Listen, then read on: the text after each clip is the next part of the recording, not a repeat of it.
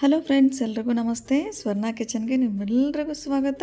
ಇವತ್ತು ನಾವು ನಮ್ಮ ಕಿಚನಲ್ಲಿ ಬೆಂಡೆಕಾಯಿ ಹಾಕಿ ಒಂದು ಸೂಪರ್ ಆಗಿರುವಂಥ ಸ್ನ್ಯಾಕ್ಸ್ ಮಾಡ್ತಾಯಿದ್ದೀವಿ. ತುಂಬಾ ಈಸಿಯಾಗಿ ಮಾಡ್ಕೋಬೋದು.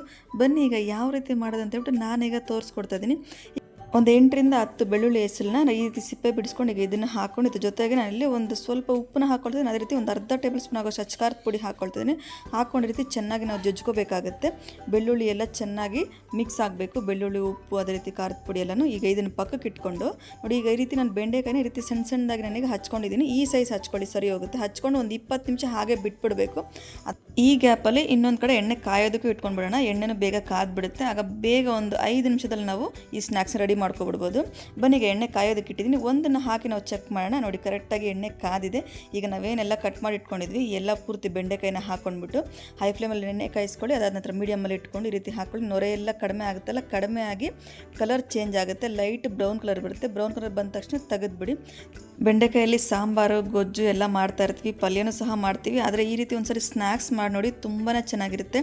ಅನ್ನ ಸಾಂಬಾರ್ಗೆ ಇದನ್ನು ಸೈಡ್ ಡಿಶ್ ಆಗೂ ತೊಗೋಬೋದು, ಇಲ್ಲ ಟೀ ಟೈಮ್ಗೆ ಸ್ನ್ಯಾಕ್ಸ್ಗೂ ಸಹ ತೊಗೋಬೋದು, ಮತ್ತು ಮಕ್ಕಳಿಗೂ ಸ್ನ್ಯಾಕ್ಸ್ ಬಾಕ್ಸ್ಗೂ ಹಾಕ್ಬೋದು. ಅಷ್ಟು ಚೆನ್ನಾಗಿರುತ್ತೆ.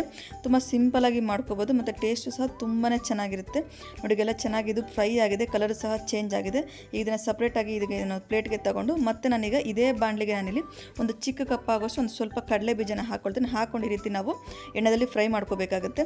ಬಾಣಲಿಗೆ ಡೈರೆಕ್ಟಾಗಿ ಹಾಕಿ ಬೇಕಾದ್ರೆ ಮಾಡ್ಕೋಬೋದು. ಆದರೆ ಈ ರೀತಿ ನಾವು ಜಾಲರ ಇಟ್ಬಿಟ್ಟು ಮಾಡ್ಕೊಂಡ್ರೆ ಒಂದೇ ಸರಿಗೆ ಈಸಿಯಾಗಿ ತೆಗೆದುಬಿಡ್ಬೋದು ಅನ್ನೋ ಕಾರಣಕ್ಕೆ ನಾನು ಈ ರೀತಿ ಮಾಡ್ಕೊಳ್ತಾ ಇದ್ದೀನಿ. ಇದು ಸಹ ಸ್ವಲ್ಪ ಲೈಟಾಗಿ ಕಲರ್ ಚೇಂಜ್ ಆದ ತಕ್ಷಣ ಇದನ್ನು ತೆಗೆದುಬಿಟ್ಟು ಮತ್ತೆ ಅಲ್ಲಿ ಒಂದು ರೆಕ್ಕೆ ಆಗೋಷ್ಟು ಕರಿಬೇವಿನೆಲೆ ಹಾಕ್ಕೊಳ್ತಾ ಇದ್ದೀನಿ. ರೆಕ್ಕೆಗಳನ್ನ ತೆಗೆದಿರೋ ಹಾಗೆ ಹಾಕಿ ಅದನ್ನು ಎಣ್ಣೆಯಿಂದ ತೆಗೆಯೋದಕ್ಕೆ ಈಸಿ ಆಗುತ್ತೆ. ನೋಡಿ, ಈಗ ಇದನ್ನು ಸಹ ಫ್ರೈ ಮಾಡ್ಕೊಂಡಾಯಿತು. ಫ್ರೈ ಮಾಡ್ಕೊಂಡ ನಂತರ ಈಗ ಇದನ್ನೆಲ್ಲ ಇನ್ನೊಂದು ಪ್ಲೇಟ್ಗೆ ಹಾಕ್ಕೊಂಡ್ಬಿಟ್ಟು ನಾವೀಗೇನು ಜೊಜ್ಜಿಟ್ಕೊಂಡಿದ್ವಿ ಬೆಳ್ಳುಳ್ಳಿ, ಅದೇ ರೀತಿ ಉಪ್ಪು, ಖಾರದ ಪುಡಿ ಇದನ್ನೆಲ್ಲ ಹಾಕಿ ಚೆನ್ನಾಗಿ ಮಿಕ್ಸ್ ಮಾಡ್ಕೊಂಡು ಬಿಡಬೇಕಾಗುತ್ತೆ. ಮಿಕ್ಸ್ ಮಾಡಿಕೊಂಡು ಇನ್ ಕೇಸ್ ನಿಮಗೇಂದ್ರೆ ಉಪ್ಪು ಸ್ವಲ್ಪ ಕಡಿಮೆ ಇದೆ ಅಂತಂದರೆ ಆಗ ಉಪ್ಪನ್ನ ಆ್ಯಡ್ ಮಾಡ್ಕೋಬೋದು, ತೊಂದರೆ ಇಲ್ಲ. ಇದನ್ನು ಜೊಜ್ಕೊಳ್ಳೋ ಟೈಮಲ್ಲಿ ಕರೆಕ್ಟಾಗಿ ಹಾಕ್ಕೊಂಡಿದ್ರೆ ತೊಂದರೆ ಇಲ್ಲ.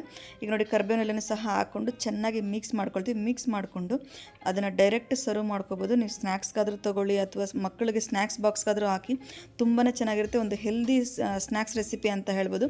ನಿಮಗೆ ಸಿಂಪಲಾಗಿ ಮಾಡುವಂತಹ ಬೆಂಡೆಕಾಯಿ ಫ್ರೈ ಇಷ್ಟ ಆಗಿದ್ರೆ ನೀವು ಸಹ ಒಂದ್ಸರಿ ಟ್ರೈ ಮಾಡಿ ಕಮೆಂಟ್ಸಲ್ಲಿ ತಿಳಿಸಿ ನಿಮ್ಮದಲ್ಲಿ ಯಾವ ರೀತಿ ಬಂತು ಅಂತ. ಹಾಗೆ ನನ್ನ ಚಾನಲ್ ಸಬ್ಸ್ಕ್ರೈಬ್ ಮಾಡೋದು ಮಾತ್ರ ಮರಿಬೇಡಿ. Thank you.